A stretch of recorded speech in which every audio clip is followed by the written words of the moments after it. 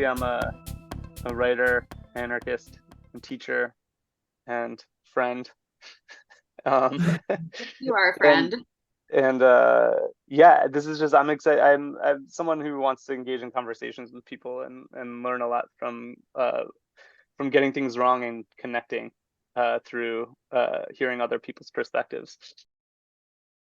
So this is the breakup theory, and that comes from work that I was doing around thinking about anarchism in our daily lives. And anarchism, my entry point was that anarchism can teach us how to practice breaking up because it's against these like party formations. It tells us that projects have endings and they have specific timelines. Organizing through affinity groups where you get together to do an action or a project but aren't planning necessarily on forming a long-term institution. And I think anarchism also is kind of looking at the way that when you have long institutions, power starts to collect and inhere in those institutions. So anarchism is warning us against, or teaches us to be kind of vigilant against the way that power collects in these spaces. I also think like that something that's important for me is that anarchism is the only political idea that tries to answer or even look directly at the fact that after we get rid of like the state and capitalism, we're all going to maybe want different things, right? And that anarchism is trying to make possible a world of difference rather than the imaginary revolutionary idea that like the masses will all agree on something together.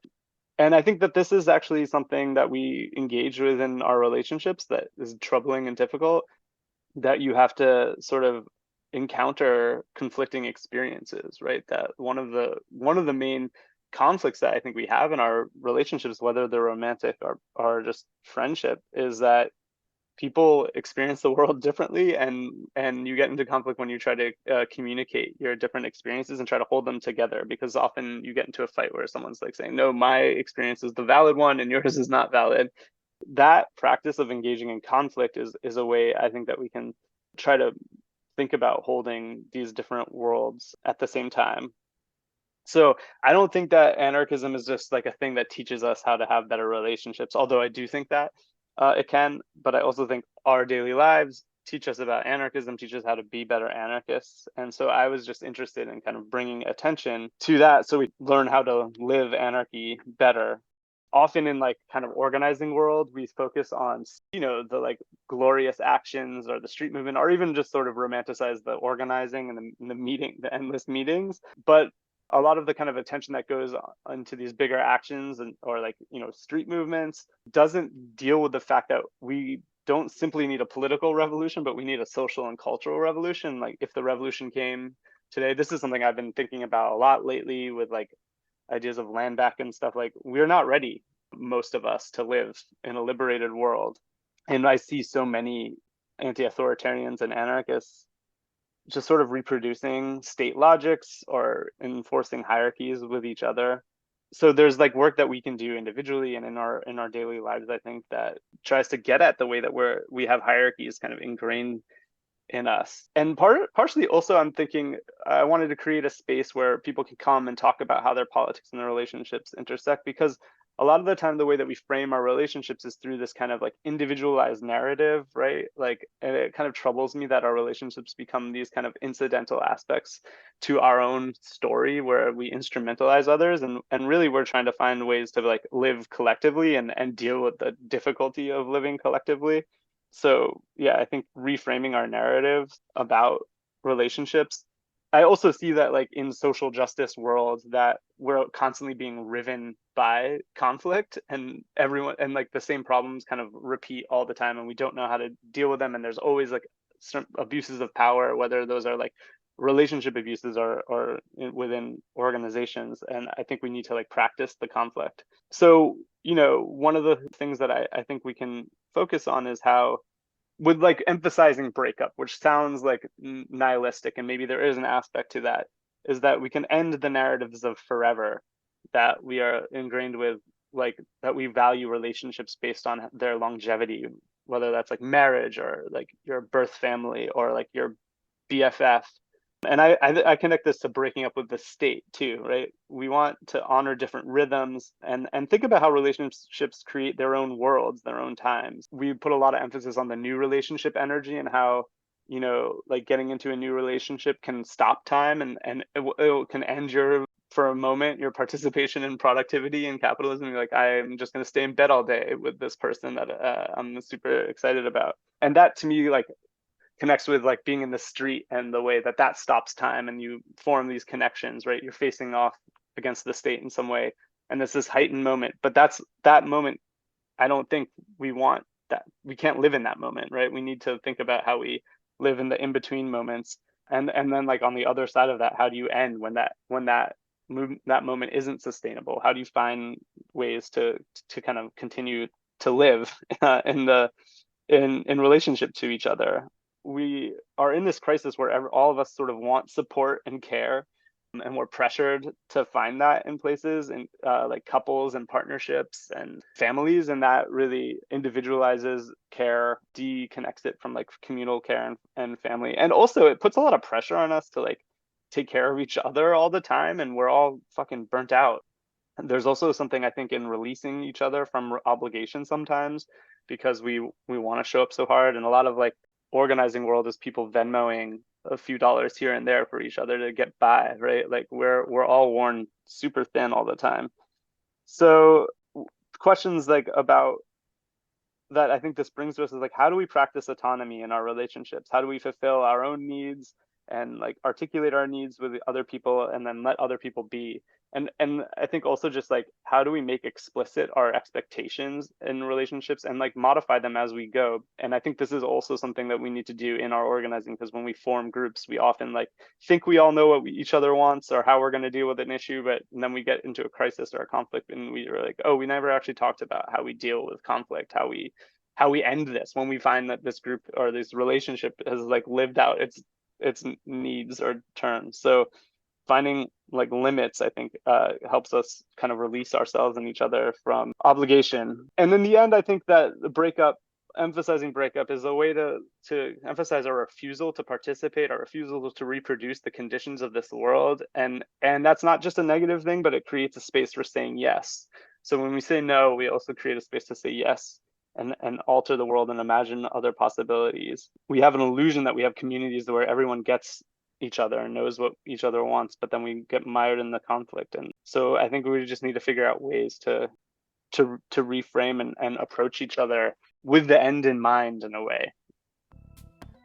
Yeah, that seems pretty good as a preamble, right? Yeah, I definitely think so. I'm Caroline. I'm a writer and clinical social worker. And I also very much identify with being a friend. As I was listening to you talk, Shuli, I was just reflecting on how there is maybe a positionality of relationships as incidental. And for me, relationships are the most important foundation of my life. And sometimes I think that actually is at the detriment of my own the strengthening of my own politic. And so I'm really, really excited to be in these conversations because I struggle profoundly with letting go.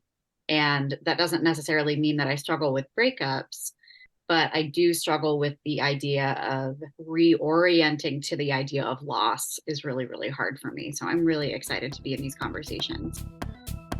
Yeah, so my name is River. I'm based in London, UK, Europe, other side of the ocean. I don't have any self-description that I feel really. See, maybe I'm already breaking up with identities. Surely, I'm a comrade. I'd like to say that I'm a comrade and a queer and all-around radical organizer, thinker, academic, troublemaker. And I use they, them pronouns. About relationships, yeah, it resonates what you just said, Caroline. We're obviously conditioned into thinking that a relationship should be forever and we need to meet the one and live happily ever after until death do us part and all that. And yes, I was thinking recently that I've lived throughout my life I've lost count how many countries. So some of them for years, some of them for 3 years, some of them for like 3 months or whatever. But I've made friends wherever I've gone, and I've met people that I think are really cool and I really want to keep in my life in some way. And some people I have kept in my life. And sometimes I go back and visit a country where I've lived and I meet people that I haven't really been in touch with in the meantime, but I pick up so easily again. And I like this idea of thinking differently about relationships and thinking about them as maybe, I forgot the word you used, not circumstantial, but like Incidental is the word that incidental. Yeah, incidental. So without having to think, okay, a friendship involves sending somebody a card for every birthday. It involves like being there for that person when you're in that space, or when they call upon you, or when you call upon them, etc. But sometimes it can be like years of silence even between you, and that doesn't break like what you had. But I also like the idea of it being okay that you're not in touch anymore, you know, because you had that time together. And that doesn't even have to include like a geographical separation of moving to another country, but also maybe a different part of your life, you know.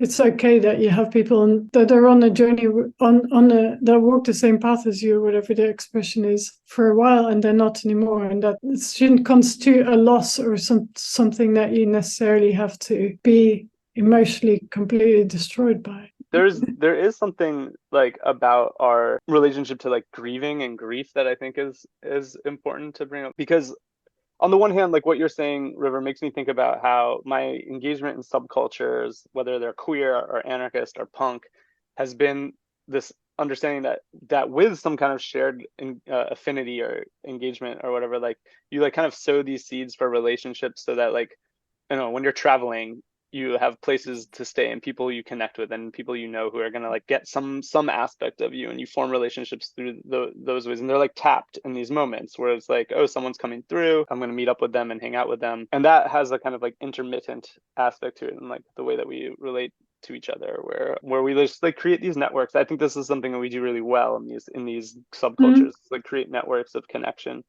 But then when you're talking about like the geographical separation makes it easier to kind of deal with that intermittent aspect of it. But when you're like living in the same sort of space as someone, like a lot of us, I think, get caught up in thinking about like, why haven't I heard from this person, you know, or feeling guilty that you haven't like responded to a text or something too. And I want to be able to not feel upset around those circumstances, and coming into anarchism really helped me realize like that I can sort of just be okay with those rhythms of relationship and not put all those expectations on other people or on myself to constantly connect, you know. But then also I do think there's like a grieving prospect in like letting go of certain of relationships, especially when if you had like a kind of period of closeness and you kind of grow apart for whatever reason, right? It doesn't necessarily need to be conflict. It could just be busyness or like other aspects of life, and just like sort of have room to be like, this relationship is like moving to another phase and I have feelings about that, right? Like making room for those feelings, because like I think a lot of our conflict comes from the fact that we don't,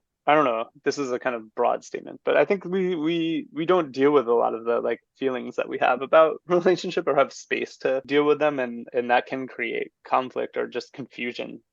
I'm trying to like live with my ghosts. The thought that comes to mind for me when you say that, Julie, is that this idea of what are we ready for underneath the systems of collapse, and would we really be ready to have so much time and energy and resources to really be in relationship with one another outside of the constraints of survival and negotiating living under so many systems of oppression, and so many systems not just of oppression but distraction from liberation, right? I am a very highly distracted person, meaning that it is very, very easy for me to go throughout my day and not be focused on what I consider to be, you know, almost in a spiritual sense, my kind of primary aim around living out a liberatory politic. And I don't think that I'm alone in that. I think that there's a reason for these systems to be in place to keep us distracted. But the question that is occurring to me as you're speaking, and also speaking to what you were saying, River, is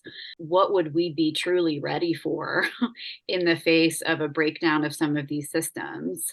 You know, would we be ready to live in kind of a more immediate sense of conflict and resolution and rupture and repair there without all of the distracting and sublimating systems that we are kind of like pulled under like waves all the time. I'm going to just go back to something that you said in the introduction. Most of us won't be ready for the revolution. And I think that the wisdom of exploring breakup theory is that it's almost as if we won't be ready for this revolution unless we are practiced in having good breakups. Yeah, absolutely. I was just thinking, when you get broken up with, when you get dumped, would you say you're ready for that? No, I don't think. Like, I've never been ready to be broken up with, right? So we're never going to be ready. We're never ready for war, for cancer, for death, or for any of those things, I don't think. And when you were talking, Caroline, I was thinking about the poet Andrea Gibson, who recently wrote after their ovarian cancer diagnosis. They said something along the lines of, I had never imagined how much a simpler life would become when all that matters is all that matters. When the only thing that matters is the only thing that matters. And that's what I think, right? Like, if push comes to shove, if the revolution is here today, tomorrow, whenever, tonight, then I think we're going to be ready, because we're going to have to be ready. You're going to, whenever you get broken up with, you're forced to being ready to be broken up with, because that is what's happening. And of course, I know that when you're being broken up with, of course, the first instinct is to be like, but no, but no, but I was, but can I, but like to resist, right? I don't know how we're gonna. I mean, I'm an anarcho-communist, so I don't envisage the revolution as something that we might necessarily recognize as happening. In the same way, you might not recognize a breakup as happening when it's happening either, or you might not want to recognize it. But I think that if we think of it in the way that people often think of a revolution, like extremely violent, like a crisis like we're living through, like Gaza's living through at the moment, then you are going to be focused on what matters, and the other stuff will feel like Andrea Gibson said, like nothing else matters. But at the same time, right, something that you were saying earlier reminded me, something that Shuli was saying earlier reminded me of the conversation I was just having with a friend, which was about the fact that in the midst of like really intense political organizing that my friend is doing at the moment, she's really struggling with the fact that her partner is also dating somebody else within the same political group that my friend does a lot of the organizing with, and was one of the persons to found that group, right? So at the same time that we might find that difficult, and Shuli, you said you want to also sit with those feelings, right? You want to recognize those feelings, and you want to also say, this is how I'm feeling. We have this real tendency to be like, oh, but I shouldn't be feeling like that, but because surely as an anarchist, I should be totally cool with my partner dating somebody else. And yeah, that person is going to be bound to be somebody that is involved in the same anarchist organizing group, because we're bound to be wanting to date other anarchists. Like, that is our politics, and those are the people that we spend time with, and we're going to meet, and we're going to be attracted to. So, and that should be cool. In fact, it should be cooler than your partner dating some kind of conservative or Republican or like Tory or somebody, But so to what extent is what we're feeling a kind of internalized capitalism, or internalized Snow White fantasy, like a mourning of monogamy, a mourning of the happily ever after, that we kind of get angry with ourselves for feeling? Yeah, I'd love to return, maybe even for another conversation, about the mourning of monogamy as a structure that promises other structures. Like as a safety structure that promises other safeties. Because I love what you said just then, River, and the thought that I had was, yeah, it's not as if, and this would tie into a larger conversation about breaking up with identity, but it's not as if our different intersecting kind of mutually held and sometimes oppositionally held identities it's not, these aren't software downloads, you know, like identities aren't software downloads. They're not just these kind of automatic, like, okay, and now I'm here.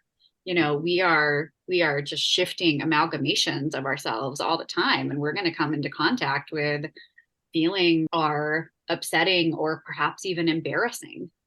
And I've been thinking a lot about the usefulness of embarrassment as an exposing emotion, and how when I think about the times that I've been broken up with or even rejected after, I think we have like these great dates, we go on like 2 or 3 dates and then I get the rejection text.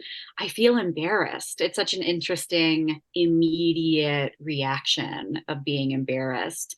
And then if I could go back in time and talk to that person that I was in those instances, I would remind myself again exactly what you're saying, which is that how can we not expect to have kind of a wider spectrum of feeling, even if we have these really strong convictions around our identity and what that means. Yeah.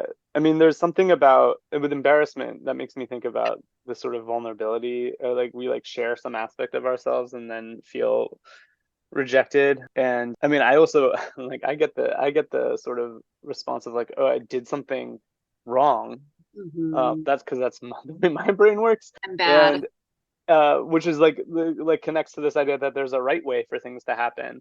and Mm-hmm. and the yeah so the question then is like, how do you hold space for both things, that like your vulnerability is good and showing up that way in the world is good, and also like things don't work and connections don't come off, right? And so you have to be able to hold, I don't, I try to keep coming into situations with vulnerability, even knowing about the pain that comes when you're like, when something doesn't connect, right? And that's like willing yourself to be hurt over and over again, which is just like getting into relationships is like, one of the things we know from breaking up is that any relationship is exposing us to the possibility of extreme pain, right? So like, how do you keep getting up and not just forming this like crust? Because like one of the things that I feel when I do break up and go and I like retreat into myself in some way, the feeling I have is like, oh, I need a space where I'm not seen, right? Where I'm not being seen by anyone. And that maybe has to do with embarrassment, but it's also this idea of like, because like relationships involve some kind of exposure of yourself to other people who are witnessing all of your aspects, like the most embarrassing or things that you feel shame around, or just mundanity, right? Like the mundane things where you're not like putting on yourself for some kind of public reception. I retreat into this desire to like not be seen in the things I'm doing.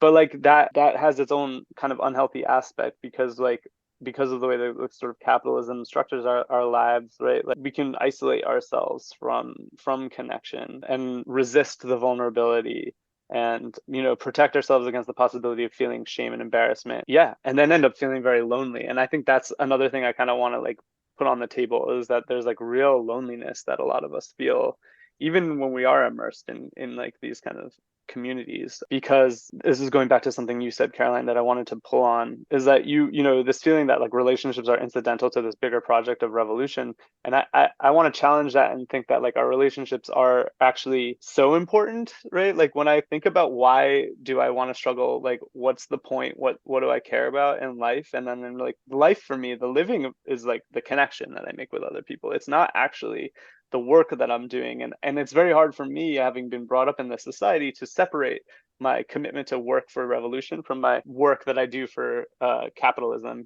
Like I relate to them in very similar ways, where like I'm like, I have to be working, but where I get like my sustenance from in my life is from these connections and from sharing space with people. And so I think that like Yeah. that has to be sort of acknowledged as what part of what we're fighting for, right? Although I can imagine like in some other post-revolutionary society, like the way that our conflicts come now that seem so frivolous, like will show up around a different form of survival or something like that. But they'll have a lot more weight behind them perhaps, but we'll still be living the same kinds of interpersonal conflicts when we're like resisting the state, or in a protest movement, or like talking about how we get people what they need in a crisis. It's time for us to take a quick break.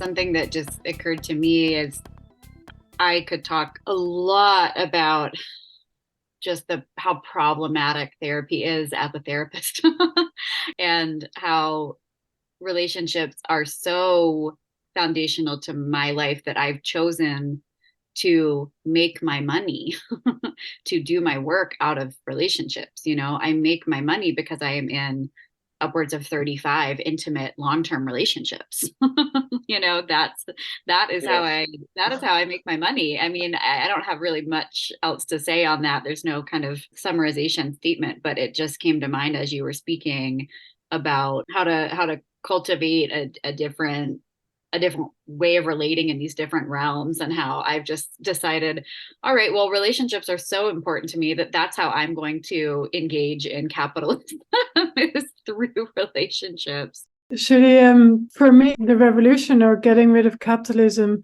is all about like allowing us the space and ability to relate differently to each other, and to relate to each other with the kindness and sharing and generosity and love and care that is innate within us, that isn't allowed to flourish within capitalism, where we all have to compete and instrumentalize each other and to fight tooth and nail over the last piece of resource. So for me, the relationships are that is what it's all about. Like, as an anarcho-communist, like living in community and being in community. And that's why I think it's so important to, as you also say so rightly, like in our political organizing, to put those relationships, like who we organize with in our groups, even the people that we live with or live next to, or the people we meet in the street, to relate to them as we wish our relationships to be able to flourish within that time after capitalism, and to realize also when we are being competitive, or when we are instrumentalizing others, when we are using people as a means to an end, or when we are exerting oppression or instilling hierarchy or something, that is something that comes out of a system that we're here to fight, that we are engaged in eradicating, both in the world in general, but also in our everyday interactions. Yeah, one of the ways I think about this is how capitalism imposes scarcity on resources in the world, and then makes us Resources. it makes us resources, but it also makes us like fight each other over the resources. And that translates, I think, I mean, I'm not the first person to say that, but like it translates into our relationships. That thinking, I think that you were talking about a comrade whose partner is dating within the organizing world, and then they have to deal with it. When we see our like loves loving other people, we rebel against it because we think that love is the scarce resource, right? And that's like then we're competing with each other over these resources. And yet, like on the other hand, like because of the conditions of the world that we're living in, like time is scarce, right? And we do have limited resources.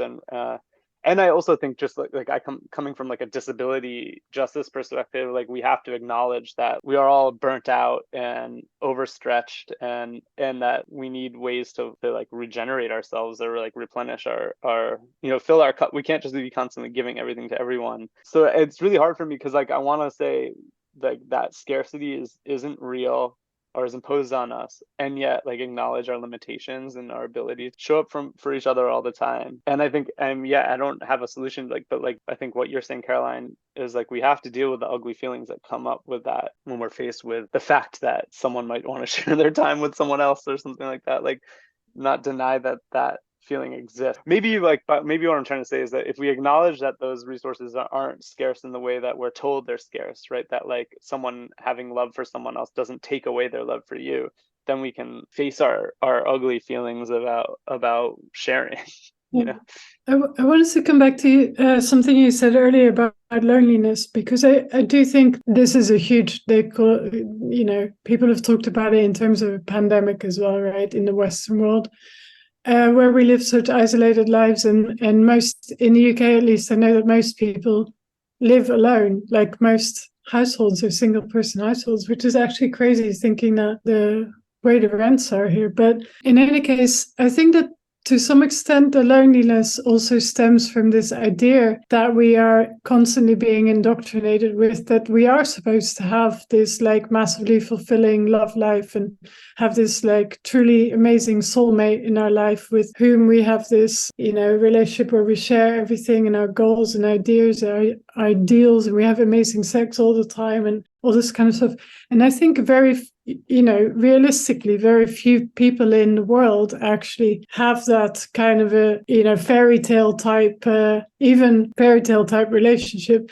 And I think that when you were talking earlier about relationships being incidental, or when I talked about like, having friends in different cities or different parts of the world, we could also think of those differently, right? Like thinking of like a constellation of friends around the world. It's actually like really super amazing to have like comrades and friends around the world that you think, oh, if I was in Berlin tomorrow, I could call up these and these people and we'd hang out, and I could, stay with these people. Like if you're a squatter, you can stay in squats all over the world, or if you're a Trotskyist, you can stay with Trots all over the world.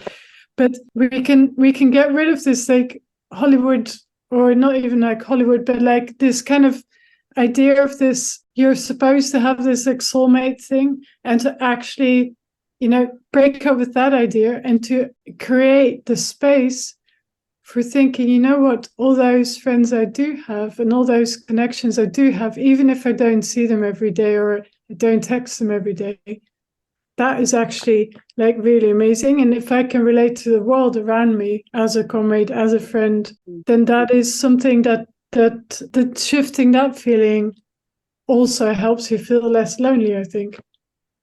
I think this is something I've thought a lot about too. And really, I'm someone who has spent time planning anarchist events where people come together to do things, right? Like book fairs or other kinds of like convergences.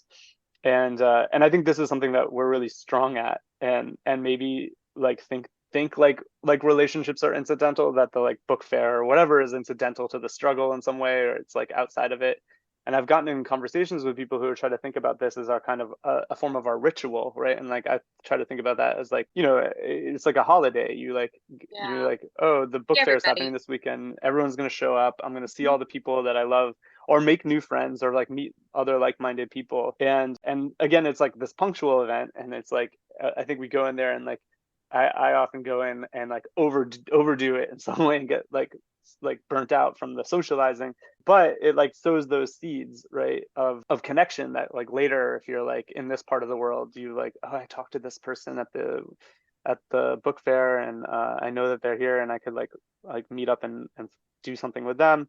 It also is like also sows the seeds for like we share resources of struggle and tactics, so that when things need to happen, we have them in place. So like I've thought like this often comes in terms of like when we're trying to do mutual aid within crises. So like with like anti-trans stuff across the states, like the networks that I have from all these different things that I've done, I can like connect trans women in different places to have conversations about how they're going to get hormones or whatever. But so I the way that I kind of try to abstract from this is like thinking about ourselves as like guests and hosts at the same time. Like we know how to host each other, we know how to show up as guests, and those like that I think that is a really beautiful thing when you like think about, it's like rather than thinking about relationships as time based, where we're like come together and spend all this time together, it's like a kind of spatialization of it, where you have this, like you said, a constellation of like relationships around the world. You can imagine all of these like little pinpricks like on a map or something, and like and then you can be like,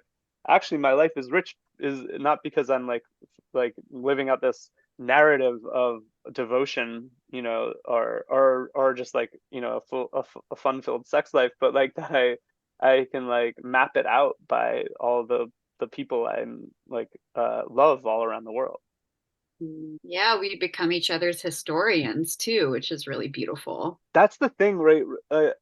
I think about this actually as someone who has like sort of had groups of friends that I've broken up with over time, not always in a ceremonious way, but just been like, I've outgrown them. I'm in a different place in my life, and I know people who have lifelong friends, and like one of the things that those people do for you is like witness your life, right? Friends and partners, right? They're like witnesses to your life, and so you can like a lot of like shared long-term friendship is like rehearsing history together. And I'm someone now who is like who feels like I've had multiple transitions in my life, and like don't have that, right? Like I've like cleaned the slate in ways, and that's something I sometimes yearn for, is this feeling of like the ease of like a shared history that I don't know exactly what I'm trying to say about that, but there's like a yearning for that. And I'm always like looking at other people and being like, oh, they must have such like the easiness of like finding friends, and people invite them to things. Like I feel like I work so hard to to just like to get myself into relationship with people, and then I imagine everyone else has it just like easier. They're just like constantly being invited to like go have meals with each other, or like take a walk, you know. Like I feel like I put so much work into trying to make friendships. I don't know if there was a point to what I was saying. I liked hearing it. I mean, as your friend, I liked hearing it, you know. Maybe there's the point. I think I just had a little bit of a breakthrough, which is that part of what makes, and I won't say romantic, sexual, or intimate breakups so difficult for me, but friend breakups are so devastating to me, almost on a foundational level. Like they crack something open in me, is because my source of self regard is almost entirely through other people and relationships.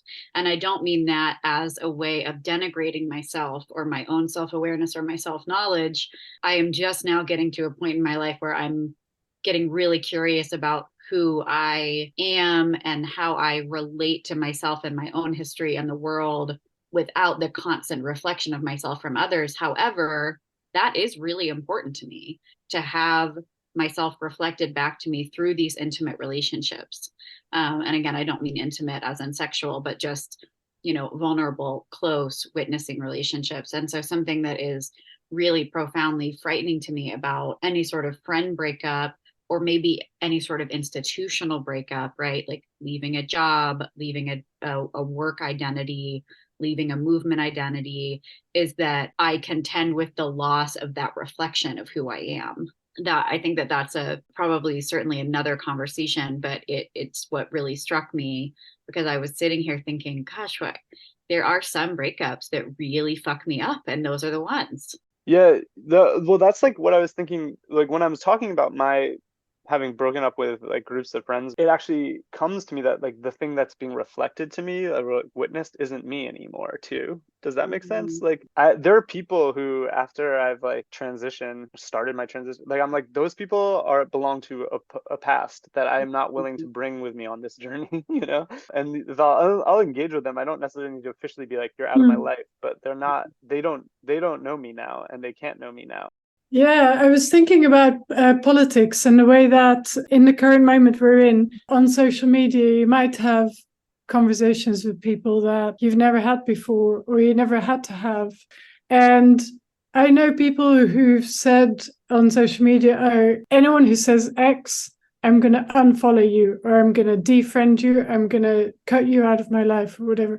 And like to some extent, I've had a friend who's like a really long, like somebody I've known for 15 years or so, a good friend, somebody I've been through stuff with and I consider a close friend, and who recently just sent me this really long text, which I was like so appalled by, like the politics of it, right? Like, as somebody for whom politics is incredibly important, I have to make the decision both, should I try to argue with this person? Should I try to convince? Should I try to make this person see the error of their views or whatever? Should I try to like reason with them? Should I just cut them out of my life? Should I lose that friendship, or should I even ignore the text and try to continue the friendship as if nothing ever happened? Right. So I find these. I've decided to leave it for. I was very very emotional. I was able to sort of not respond in the moment. Sometimes I actually think that maybe it's better to respond in the moment, because then you're going to be more honest. Whereas now, if I'm responding now, I'm going to be like all like studied, and like I'm going to probably draft out my response and like revise it like 15 times before I even send it. Oh, that is like a whole conversation that I think we could like really delve into. I would devote a whole conversation to this idea of like breaking up with friends around politics or something. But my immediate response is my own experience recently being in like a group of shared affinity of like trans, femme, Jewish people, and having this Israeli genocide in the moment on Palestine, and having someone in that group start repeating Zionist propaganda, then people responding to that being like, we don't want this person in this group, right? Because it doesn't feel good to have someone be here saying this stuff that we vehemently disagree with, and actually like tried to remove ourselves from having to hear all the time. If you're in community with Jews, you're like often going to hear like kind of vicious Zionist stuff said like off the cuff, and so that forced us to say like we need to maybe talk about what this space is, right? Is this space a place where we want to share the affinity of like anti-Zionism, and like not necessarily have to have those conversations where we're trying to get someone across the line of like giving up their Zionist training or whatever, and in the way that they think about the world? Or is this like or do we take this opportunity, like you're saying, River, as a place to like try to help move this person to a new perspective? And then I was like, well, then this group could become like this, just like dedicated to this one person's conversion, and then we become the supplement to her need to like change her viewpoint. And so like I don't think there's a right answer in any of those situations, because like you could say, no, we want this space to be like trans, femme, Jews who are anti-Zionist, so we could have all kinds of conversations like supporting Palestinians. How do you get hormones? Or like, what do you do for hair removal? And like, how are you celebrating, right? Or doing ritual, right? And anything in between. But we don't want to have the conversation of like defending Palestinians as people who deserve not to be killed. Or we could say, this is open to a place where we can have those debates and we feel comfortable having them. I think either one has a reason. And so like thinking about your situation, like it really depends on your mood and the time in a way. Like I have people in my life who I've just like thought it's not worth the energy to like try to bring them to the place where I feel like they will understand me, because they've given me enough evidence in the past that they're not willing to go there with me. And so I just kind of will sometimes let it peter out and not even because even the confrontation I feel like is work that is not worth it. And there's other times where I've like thought that it's worth investing more time and effort, and I'm there for it. But wouldn't that first example then be like silent quitting the friendship? Yeah, I've done that. For sure. Shirley's like, exactly. Right. Well, I think look, like I think engaging in conflict is generative, and we learn from it, or we can learn from it if we're open to. But I've decided that I can be like, I wish well on this person, and know that they're not gonna meet me where I want to be, and therefore do not engage in the conflict, because yeah, you could say like it's ghosting in a way or something like that. Like I don't know that I'm like Sarah Schulman and believe that we owe each other like responses to everything. Yeah, I guess, and I promise I'm not trying to be evasive, because I recognize, at least it sounds to me, River, like you're asking that's a very direct question, right? Like, what do I do with this? And I'm not trying to be evasive. I'm just kind of processing out loud. But one of my greatest lessons that I feel so appreciative to be learning all the time, over and over again, and then I have a total memory wipe and I forget it and I have to remember it again, is feeling my way into urgency. What is truly urgent and what is not urgent? And while I understand what you're saying, that you are giving yourself this time and perhaps you are more studied in your response, right? You're not going to be kind of offering the raw emotions. I don't necessarily think that this is what you're saying, but I will say that from my perspective, when I have asked myself the question of when do I respond to this? How do I take the time to respond to this? What emotions are inevitably going to leave my process as time goes on? It's a way for me of unlearning, allegiance to exact right response. That makes me think of something that I've been wanting to come back to, and hopefully this isn't too much of a kind of digression, but like I really resonate with that, because as someone who, with my tendencies of anxiety, my tendencies of like OCD or neurodivergent, whatever you want to call it, like I get stuck in a sense of urgency, and this is coming to my breakups, where I'm like panic and I'm like, I have to fix this or I have to do something.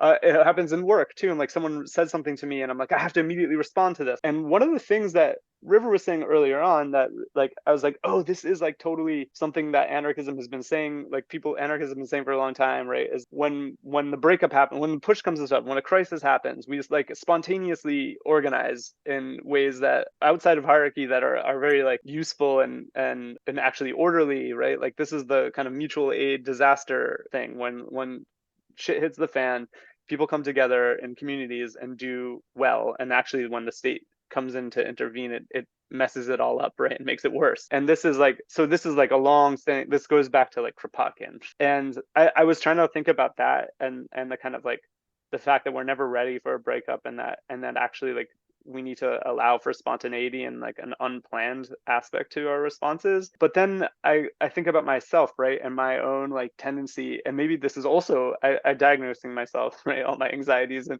it's like a Jewish thing to me, like that I'm like constantly ready for crisis. I think that I like crisis is where I should live. Crisis is what gets me to the place of like knowing what to do and how to do it. And I actually find that it's probably more debilitating to me than actually like enabling me to do things well. So I just wanted to bring that in because I do think that this is a strength of like anarchist actuality, not even anarchist like theory, but like it's a description of the world. Like we like do things in this organized way when push comes to shove, when crisis hits.